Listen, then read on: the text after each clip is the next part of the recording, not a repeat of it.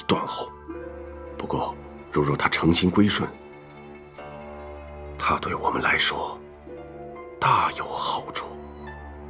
当年帝永宁畏罪自尽，无法亲口向天下众人承认帝家的狼子野心。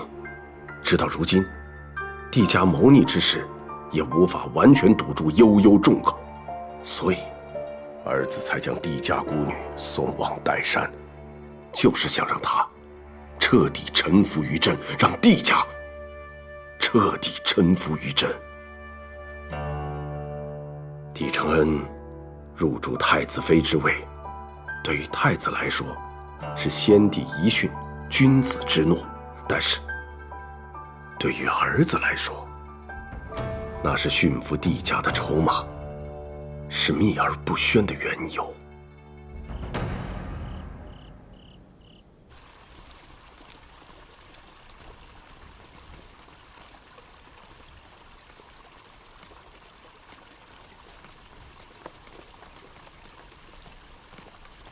小侯爷，站住！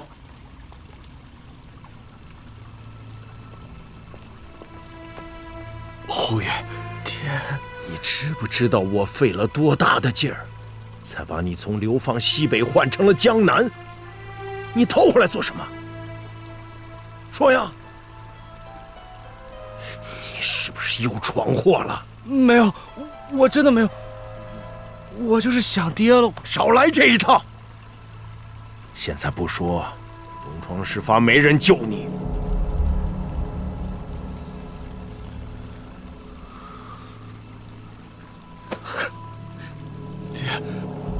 我错了，我真的错了，求您帮我！现在只有您能帮我了，爹。发生了什么？你说。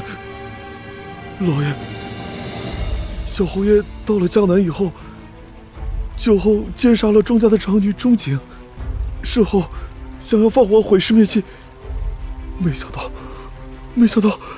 失手把钟家满门都烧死了。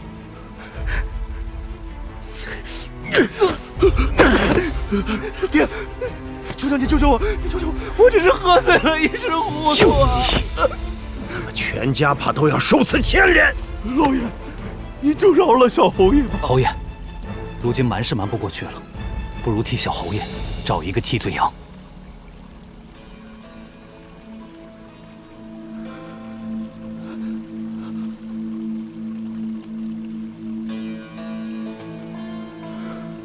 查明钟家情况，以便见机行事。是。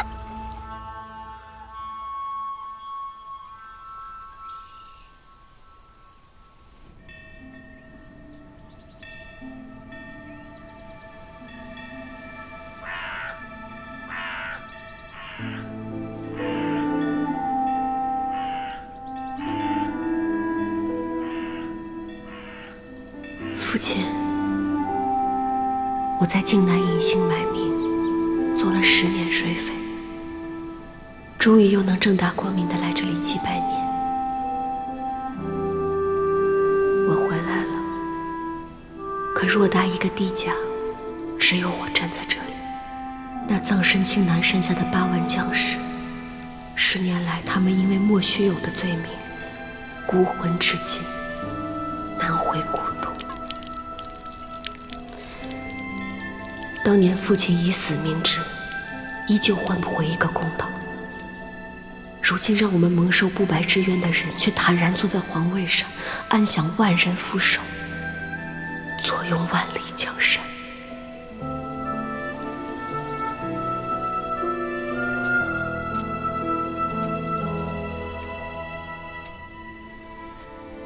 父亲，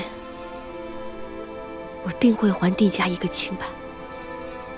定会让韩家亲口在全天下人面前认错，让8万将士有安魂之地。女儿心如磐石，不会为任何人动摇。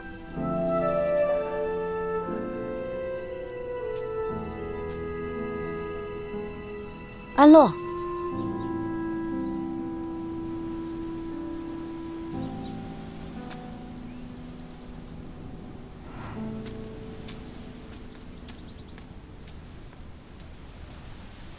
你怎么会在这里啊？听闻选妃宴那日是靖安侯的忌日，我心中颇为感慨。靖安侯可是民间的传奇，我虽未见证过他生前的风采，但今日在此祭拜，也能聊表钦佩之情。传奇。是啊，帝家军骁勇善战，却在一夜之间倾覆。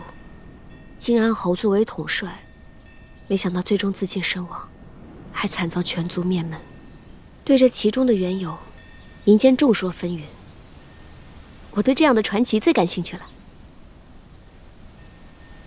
英雄被迫以死明志，8万帝家将士埋骨黄沙，何其悲凉，何其惨烈！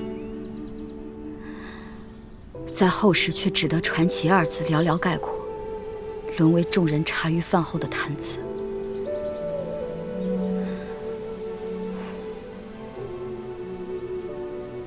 安宁，我对这其中的隐情好像了解的不是很清楚。不过既然你们都记得靖安侯，那他就没有真正的死去。不打扰你缅怀旧人了，我先走了，改日一起喝酒。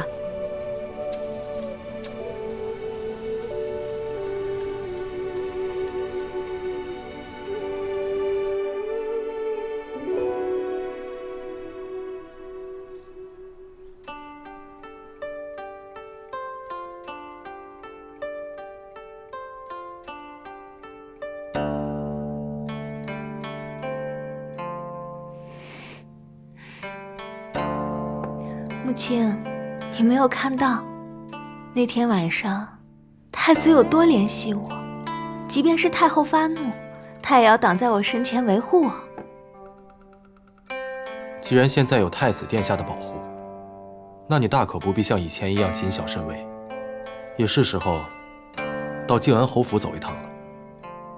我不去，虽然说我在选妃宴上得到了殿下的眷顾，却也成为了不少人的眼中钉。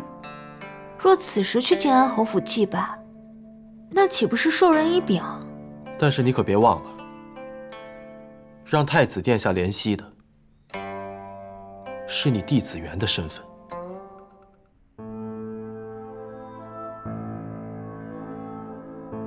可是让太后和陛下所忌讳的，也是我弟子元的身份。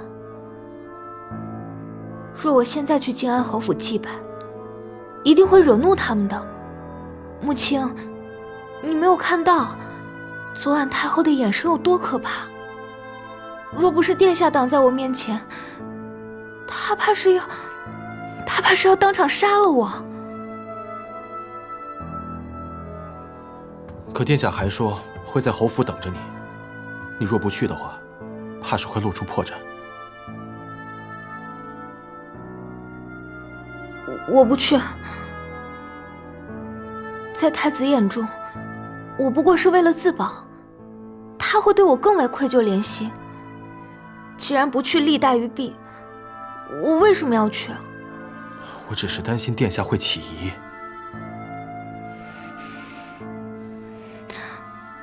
母亲，我知道你都是为了我着想，但是你没有看到昨晚太子殿下挡在我身前的眼神有多坚定。我相信他是不会放弃我的。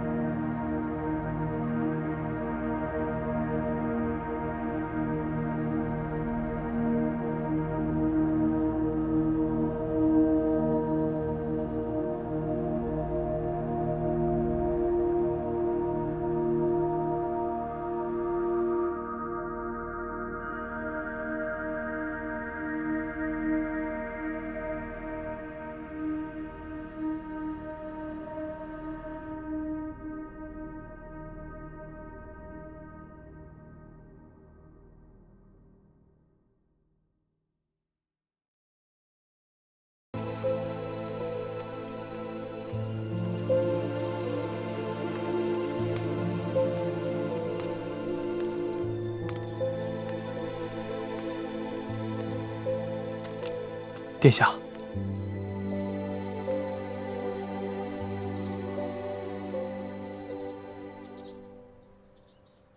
你可相信，10年改变的不只是一个人的脾性，甚至连身上的伤疤都荡然无存。属下只知道，世事无常，人心莫测。你立刻派人去调查，岱山上这10年到底发生了什么？是。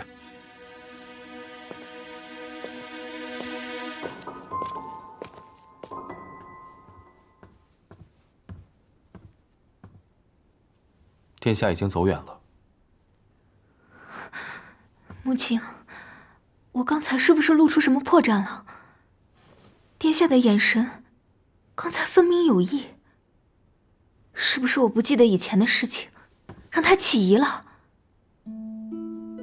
谁能对10年前的事情记忆分毫不差呢？殿下会体谅你的。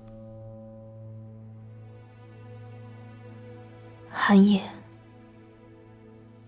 能回来守约的人，只有我。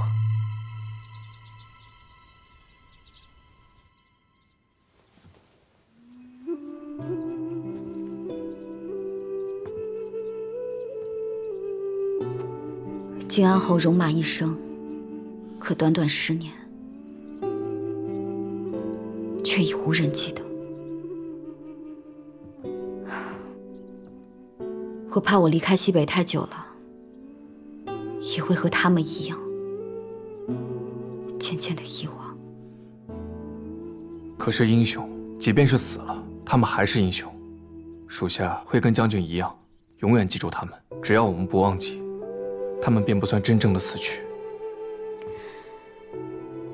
你竟和安乐说了一样的话，你相信帝家没有叛国？他们是清白的吗？帝家若非忠义之士，又怎会让将军10年都念念不忘呢？狼狈，这10年，我的心就像压了一块巨石一样，没有人可以倾诉。没想到，你竟能理解我。将军的心事，随时可以跟我说。您先去歇息一会儿吧，整理文书的事情，就交给属下来做。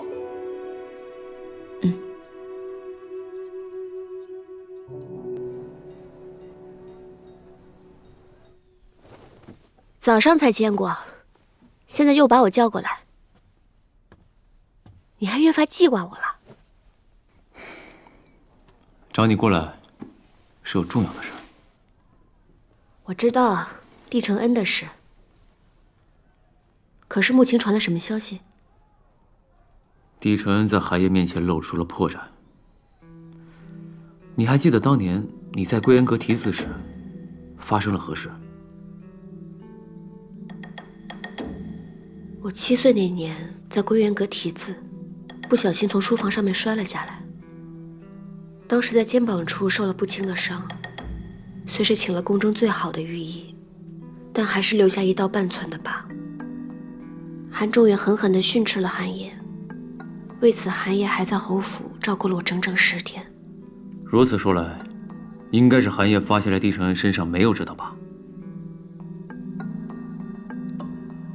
10年都过去了，再深的疤也会变淡，连我自己都有点不太记得，没想到他还记得很清楚。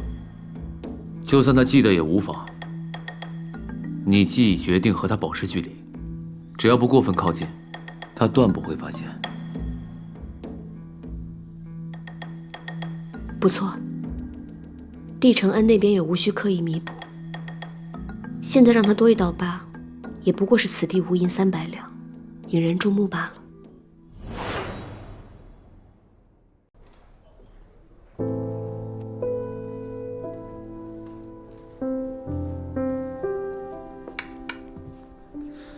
殿下若想对弈，换我便是，何必自己为难自己啊？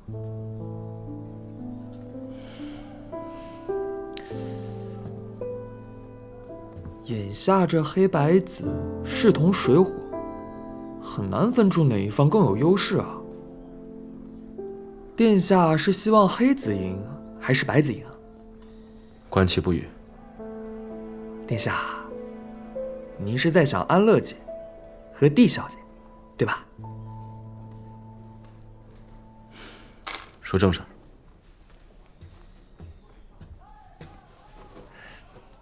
殿下，你可还记得太子妃宴会上那个迟迟未到的钟景吗？前几日钟家起火，钟氏上下10几口人尽数葬身于火海。怎会如此？世事难料，听闻是一名叫做钟海的家仆纵的火。近日抓捕钟海的告示都快马加鞭，一层层发到县里去了。江南多雨，如今正值寒冬，这火起的诡异，或许另有隐情。是什么人一口咬定是他？帝承恩的破绽，便由我们尽力帮他掩护。他为我受了10年囚禁的苦，又生生吞下了被太后为难的屈辱。他想要的富贵，我应当帮他争取到才是。旁人做的决定，何须你来负责？他也不过是一个身世孤苦的可怜人，我不能因为自己的复仇计划就牺牲掉别人的一生。眼下最要紧的便是要找到钟海，否则帝承恩一旦暴露，我们之前的一切准备就付诸东流了。你放心，你这一步棋，应该很快就可以奏效了。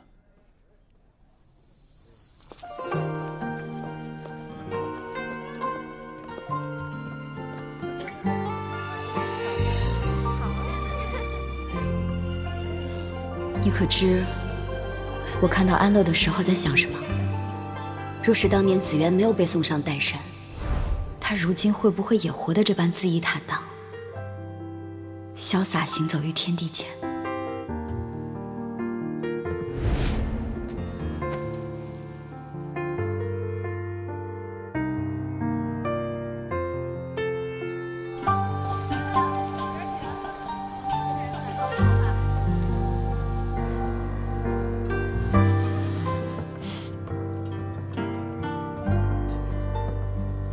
骆大人，钟海之事就拜托你了。放心吧，交给我。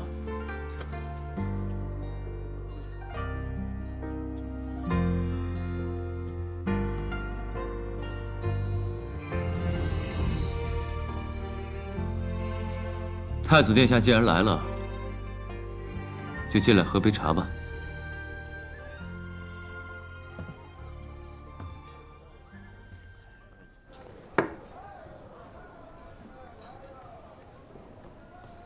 这暖炉显然不是为我而备的。太子殿下前呼后拥，何须臣为你准备这些？你与任安乐都知晓钟海之事，私下商量，为何不告知我？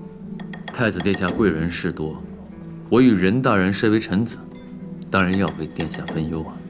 可既是讨论公务，为何不在大理寺，就来凌香楼见面？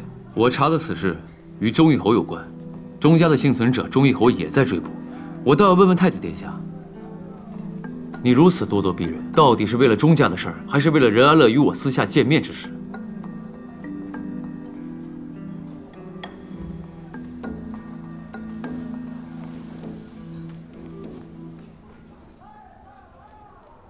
刘明熙，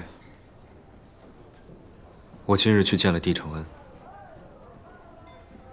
看见了他写的字，和8岁时的笔锋极为相似。他的字张扬锋利，字如其人，想必殿下应该比我更熟悉。可是，过了10年，早已成人的紫渊为何还会是幼时比例，毫无前兆？我想是因为这10年岱山孤苦，他也无心练字吧。他的字与昔年无异，为何脾性却完全不一样？甚至殿下，臣要提醒您，无论您在怀疑什么，凡俗之情离皇家总是最远。你该时刻记得，到底该守护谁，该放下谁。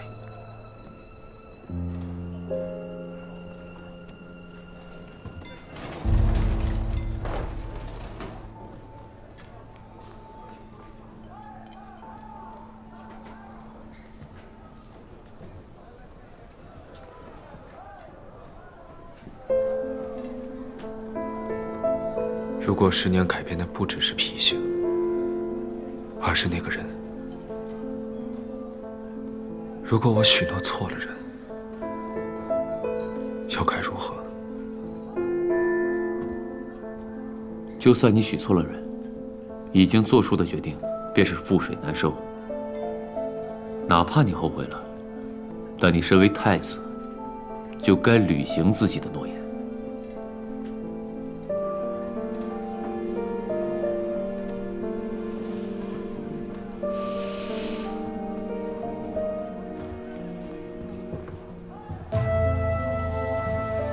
时不待我，必须让安宁尽快说出当年的真相。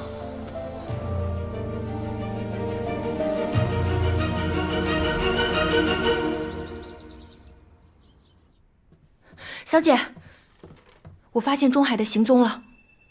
哦，他竟比我想象中来的还要快。不过他藏匿功夫了得，我没跟住，把我给甩开了。说来，小姐，你为什么这么肯定钟海会来京城啊？你明明让骆大人往各乡县张贴了抓捕榜文，我本以为他会吓得躲在山窝窝里呢。这个钟海既是义士又是忠仆，他胸有不平，绝对不会忍气吞声，苟活于世。先前的榜文有通缉而无悬赏，公开贴出去，一来是要提醒他已被盯上要谨慎行事，二来故意画错他的画像，写错他的口音，反而令他更好藏匿，三来就是榜文是大理寺联署，如今大理寺清正之名遍天下，我想他自会明白，来京城才是他真正的出路。原来如此，可京城也很大，接下来我们该怎么办？他一路颠沛流离，此时必然会混在最落魄的街巷中隐蔽行踪。接下来院叔你一定要多加留意。是。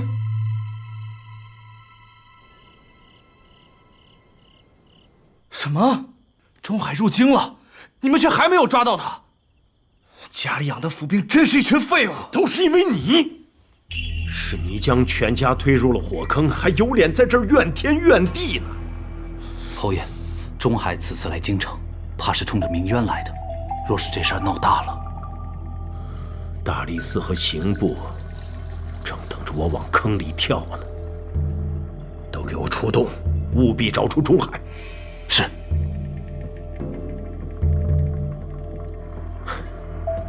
一天抓不到钟海，便有可能东窗事发。过了年，你给我离开这个家！哎，爹，这钟海若是真像你们所说的前来鸣冤，那我失去了谷家的庇护，岂不会被当成要犯通缉？我不能将全家的性命系在你的身上，此事由不得你。哎呀，爹！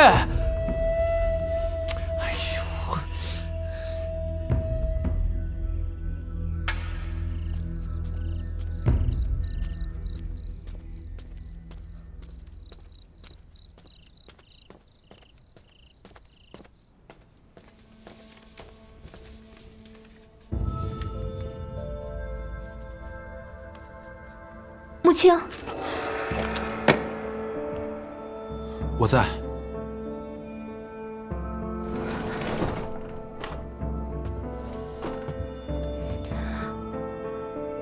我要沐浴了，你去帮我准备热水吧。好。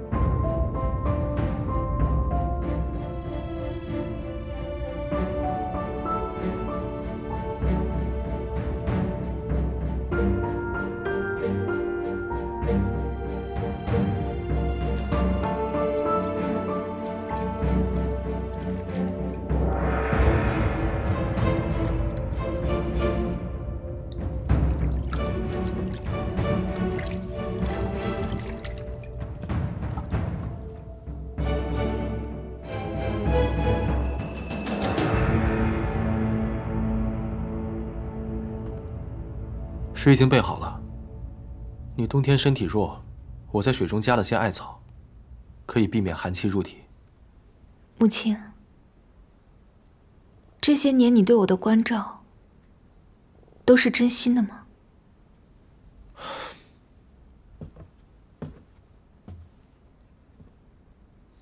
我一直陪在你的身边，对你的心意是真是假，你心里自有定论。我只相信我看到的。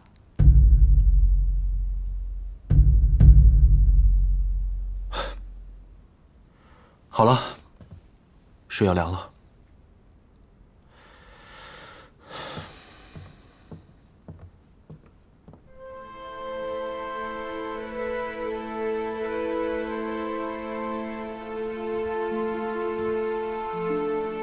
据说我生病了，不是还有你照顾我吗？但这选妃宴一旦踏了进去，便是凶多吉少。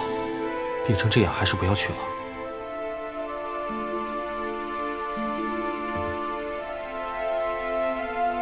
母亲，你会一直站在我身后的，对吗？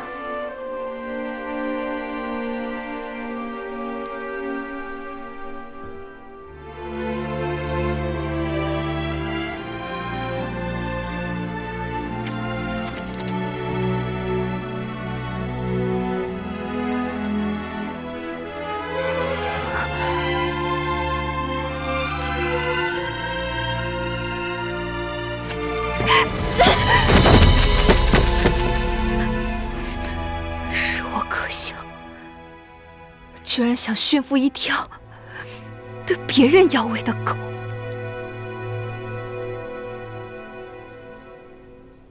看看自己打的椅子。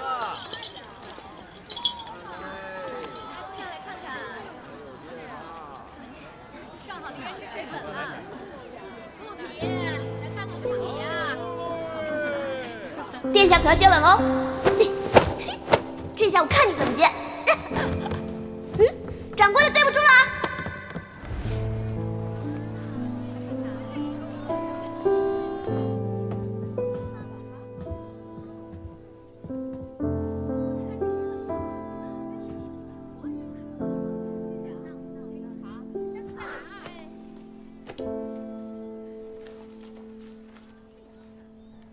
殿下，这本书我要了。任大人，实在不好意思，这本书已经被人预定了。是谁啊？眼光这么好，这本书我都寻了好久。这本书你也寻了很久。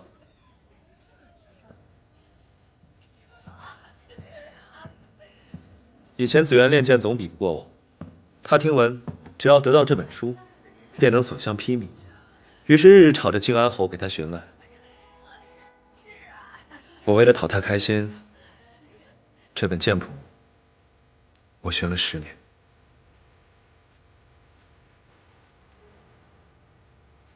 所以是殿下定下了这本书，要赠与帝小姐。后来经人证实，这本剑谱里不过是一些华而不实的招数。10年过去了，江湖传闻早已面目全非，而紫园也变得不再那么喜欢习剑。我买下此书，不过是为了给自己添一份念想。殿下10年惦念，能够寻得弟子缘，安乐也为殿下高兴。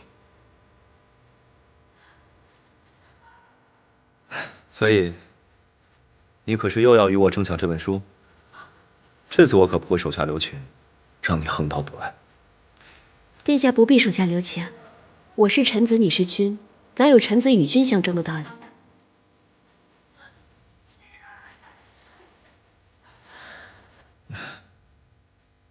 你若喜欢，我便将它送给你，全当是你陪我下江南的赠礼。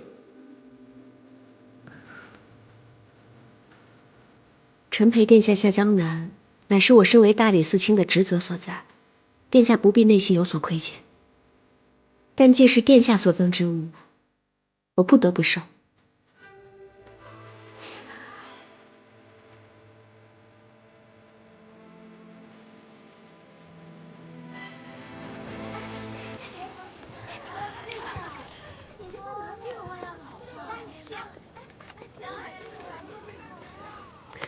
殿下这样一直跟着我，可是因为舍不得。殿下既然都已经许下诺言，就不该反悔才是。那是自然。既然殿下送了我一本书，那我也应该回赠一本，以表心意。哎，小姐，买一本吗？就这本吧。那。好。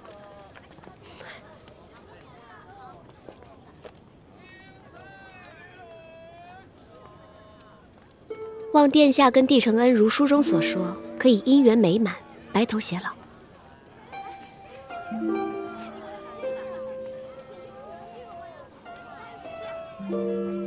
冉安乐，你真的很像我的一位故人。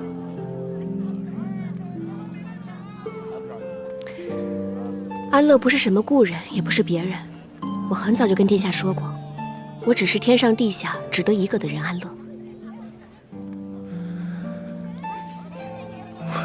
我知道，许是因为我的故人如今太过陌生，所以才会常常生出错觉。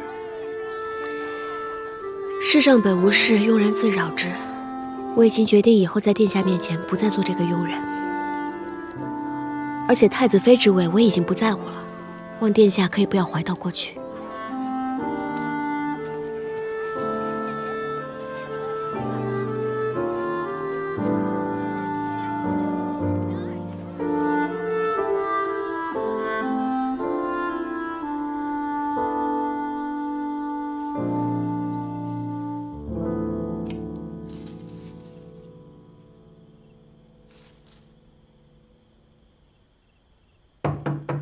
相爷，进。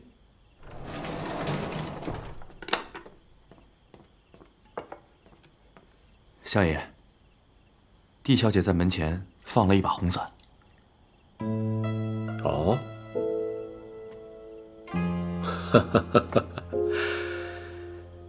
这浇灌多年的花儿，终于要盛开了。希望这帝家的后人没有让我失望。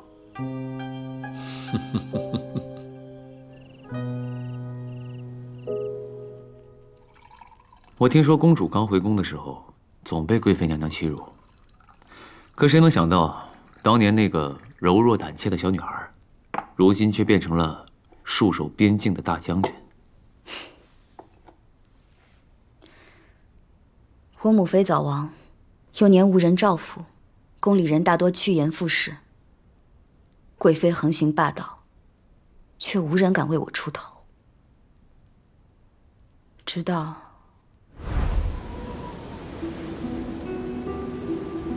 贵妃娘娘，安宁乃是大靖长公主，太后可罚，陛下可罚，你不能罚。你，安宁，我们走。是紫渊教会了我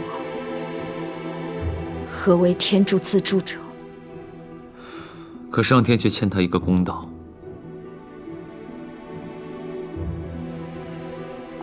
帝家宗祠，那些暗红带血的地砖，历经10年都未被清洗干净。帝家132口人，只剩紫渊一人了。是韩家毁了他的一生，是我对不住他。不过还好，他现在稳坐太子妃之位，也算是苦尽甘来。可我不明白的是，公主为何强烈反对他入宫？难道你是知道宫里有人要害他？宫中没有人要害他，是皇祖母不喜欢他。我是怕他进宫会被为难。帝家谋反，证据确凿，你身为韩氏的儿女，对他不怨恨，反倒深感怜悯。因为我相信金安侯的为人，他不会谋反。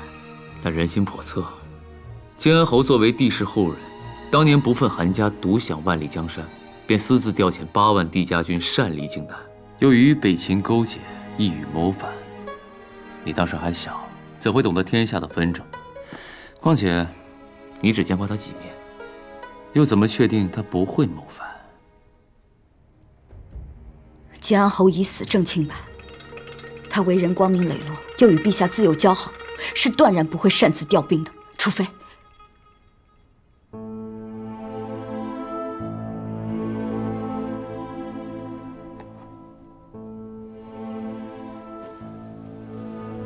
公主可知道，当年帝家8万将士是如何被坑杀的吗？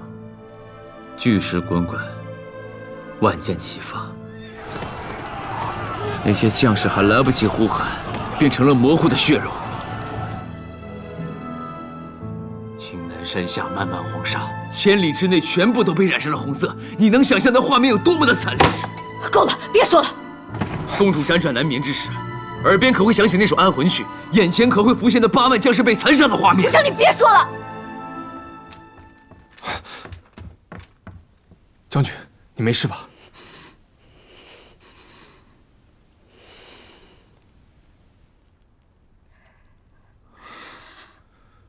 我没事，下去吧。是。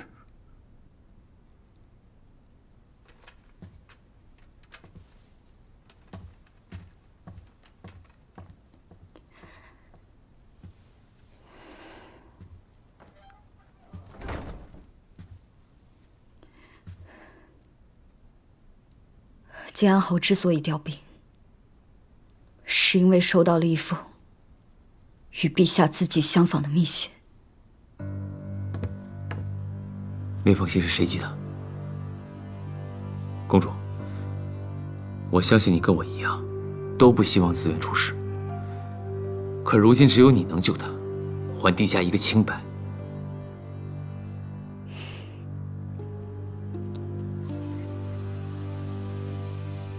你是想让我站出来，将真相公之于众？是。骆明熙，我是大晋的公主。帝家8万将士的冤魂，你们韩家欠他们一个公道。难道你希望紫渊跟你的老奴娘喜一般，不知何年何月，莫名其妙的就在宫中变成了一具冰冷的尸体？够了！我会保护他。公主，现够了！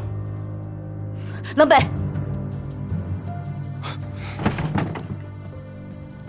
宋柯，骆大人，将军累了，需要歇息，请您即刻离开。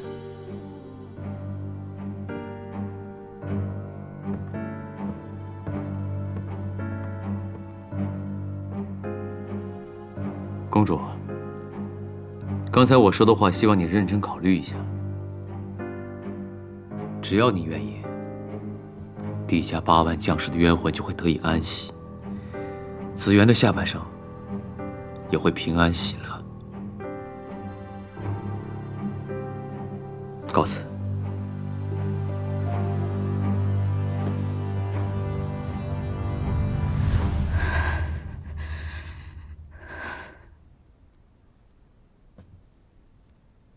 这冬天冷的，就像帝家罹难那天，我想回西北了，畅快杀敌，战死疆场，总好过这里的人心叵测。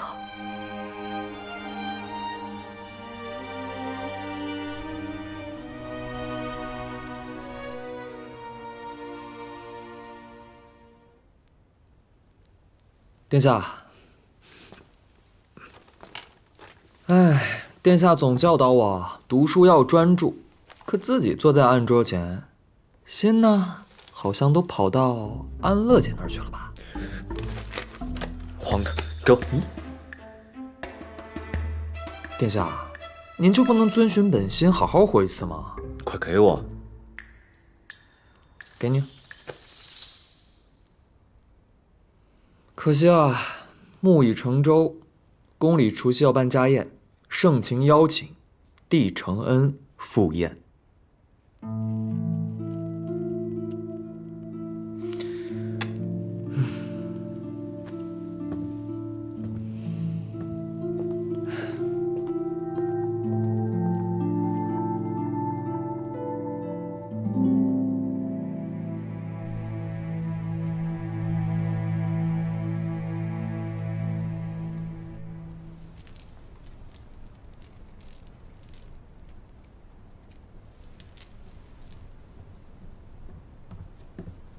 太后娘娘，今年除夕夜的家宴名单定下来了。年年都是这些人，吩咐下去，让他们准备便是。太后娘娘，今年家宴，帝承恩也会出席。什么？这是陛下亲口定下的名单。皇帝？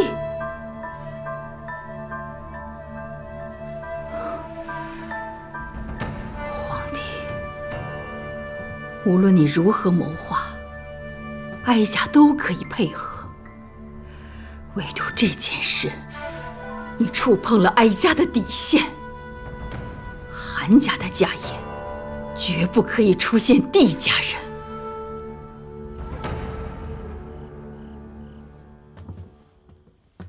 这么晚了叫我来，什么事？属下想问问，殿下的计划进行得如何了？我已拿到情报，你的帝承恩说来怎么样了？帝承恩已有意向与我们结盟，只是要帮他坐稳太子妃之位，还需要殿下助力呀。说。明日的除夕宫宴，是我们动手的最佳时机。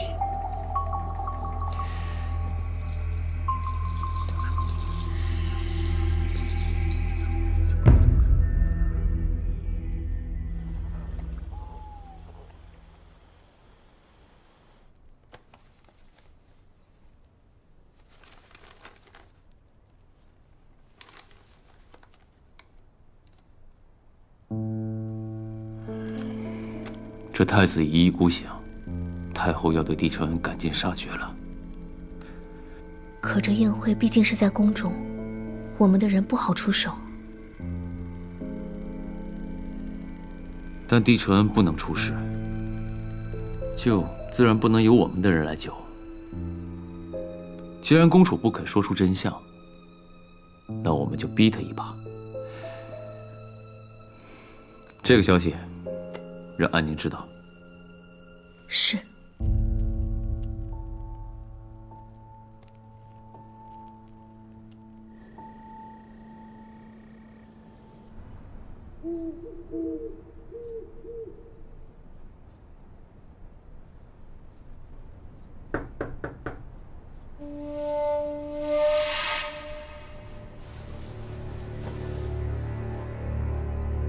穆青，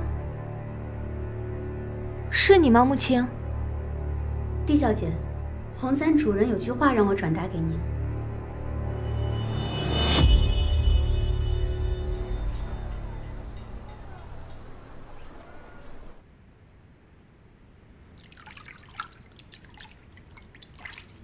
水温刚刚好，穆青，多谢你了。我认为除夕宴还是不去为好。我自己的事情，我心里有数。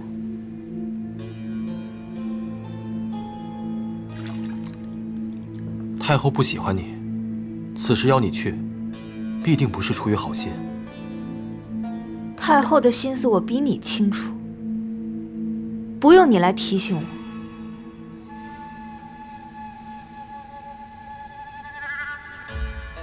我要沐浴了。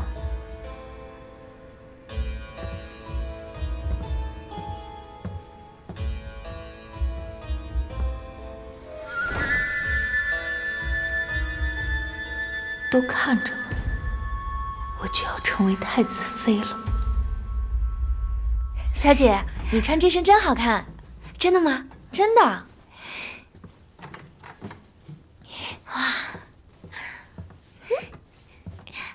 好了，哥哥，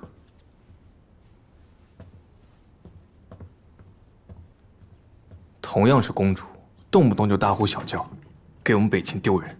还不是哥哥，有事没事便跑来吓唬我。是，我胆小，我怕事，我当然是比不上哥哥守护的安宁公主啦。啊！今天晚上的宫宴不许去。为什么？我都已经不想当太子妃了，难道我去凑个热闹也不行吗？你可是答应过哥哥，会听我的话的。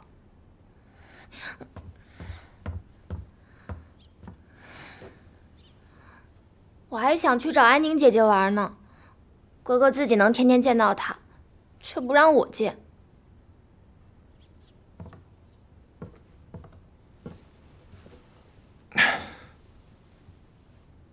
你知道吗？很多事情不像你想的那么简单。这看似好玩的宫宴，可能却危机四伏。哥哥只是不想让你受伤，你明白吗？那我不去了，哥哥。唉，我听说那宫宴上好吃的糕点特别多，真是可惜了。你放心，哥哥下次来啊，给你带。哥哥，你在安宁公主身边，虽然相处的和睦，但有危险的时候，你一定要好好照顾好自己。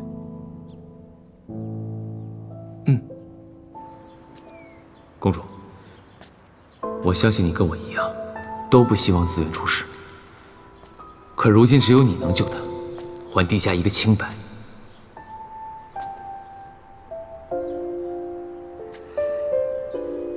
子渊，对不起，我做不到。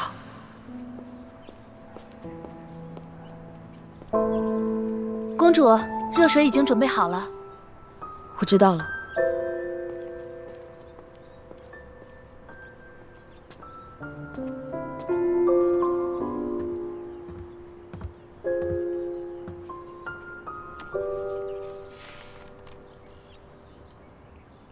除夕夜宴，帝城恩威。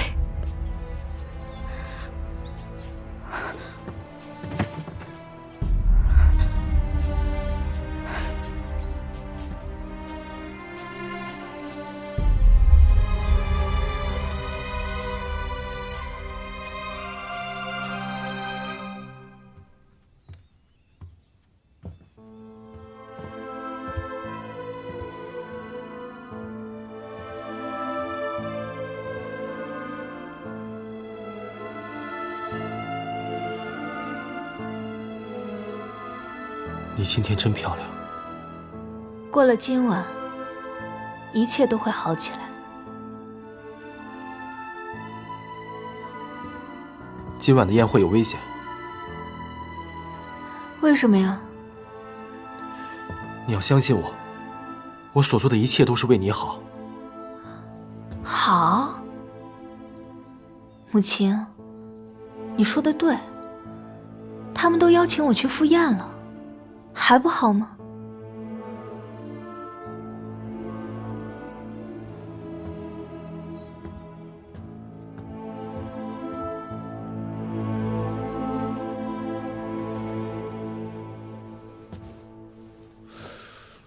钟义侯在找钟海，是，已经找了许久了，据说跟他府上的公子有关。你暗中跟着侯府的人见机行事。钟义侯想杀钟海灭口，那我们得帮他呀，做得彻底一点。是，相爷英明。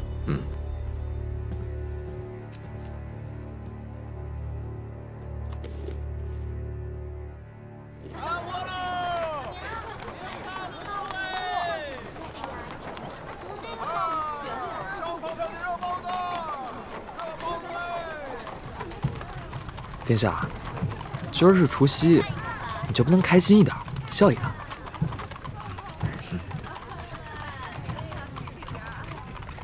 你这笑，还不如不笑。你是不是怕今日在宫宴上，帝小姐会被人刁难？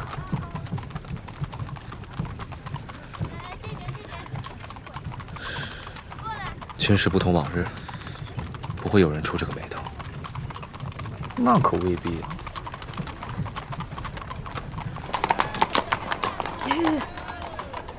太子哥哥，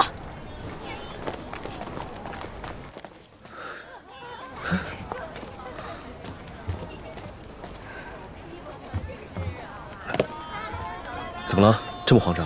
我接到密报，紫渊有危险。宴上皇亲贵戚众多，皇祖母不会太过于为难他，你放心吧。皇祖母视他为眼中钉肉中刺，怎么可能其乐融融？咱们快进宫吧，紫渊需要我们。好，走，即刻进宫。哎，上马。哦。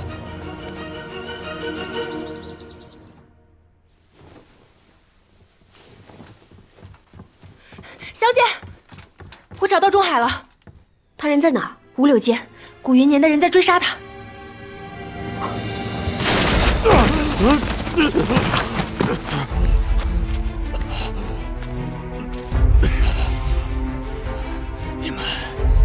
你们到底是何人？上！让开！上！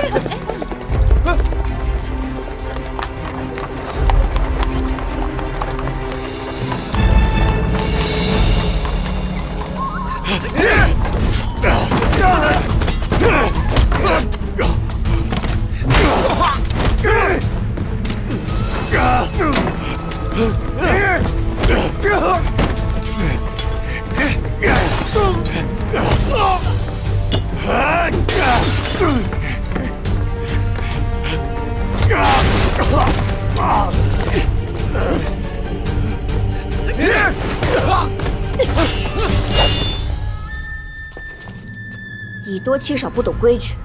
我今天倒要看看，你们谁敢在我面前带走他！